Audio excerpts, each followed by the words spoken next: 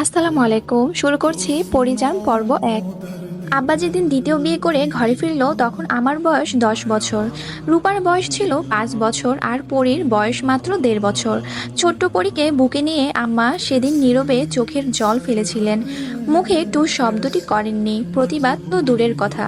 আর আমি সেদিন দরজার আড়াল থেকে আব্বার দ্বিতীয় বউয়ের মুখ দেখছিলাম।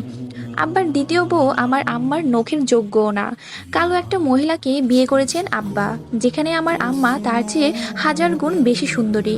তারপরও আব্বা এই মহিলাকেই বিয়ে করেছিলেন, কারণ একটাই, আব্বার একটা পুত্র সন্তান চাই।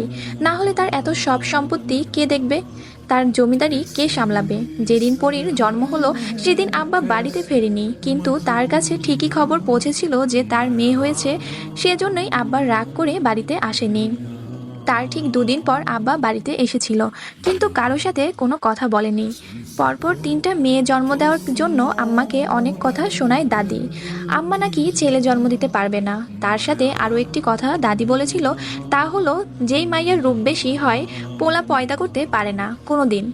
এই কথাটা শুনে সেদিন আমার অনেক কষ্ট হয়েছিল, কিন্তু আম্মা কিছুই বলেনি, চুপচাপ নিজের কাজ করেছিল।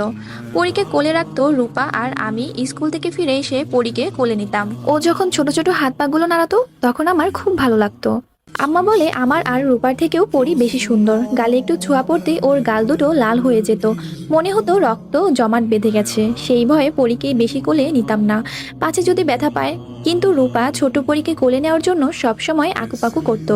পরীকে কোলে নিয়ে বারান্দায় দাওয়ার বসে বৃষ্টি দেখতো, আর আমি তার পাশে মোড়া পেতে বই নিয়ে বসে থাকতাম। পরীর যখন ছোট ছোট পা ফেলে হাঁটতো তখন দেখতে বেশ লাগতো, ঠিক মোমের পুতুলের মতো। আমাদের দ্বিতীয় আম্মাকে দেখে আমি মুখ ফিরিয়ে নেই, কিন্তু রূপা আর পরী তো বোঝে না, ছোট তো। ওরা দুজনেই ওই মহিলার আশেপাশে ঘুরঘুর করত। পরীকে যখন উনি কোলে নিত আমি দৌড়ে গিয়ে ওনার কোল থেকে ছিনিয়ে আনতাম পরীকে। কিছু না বললেও মনে মনে কষ্ট পেতেন উনি, এতে আমি খুব খুশি হতাম। তবে সবচেয়ে বেশি খুশি হয়েছি যখন ওই মহিলারও একটা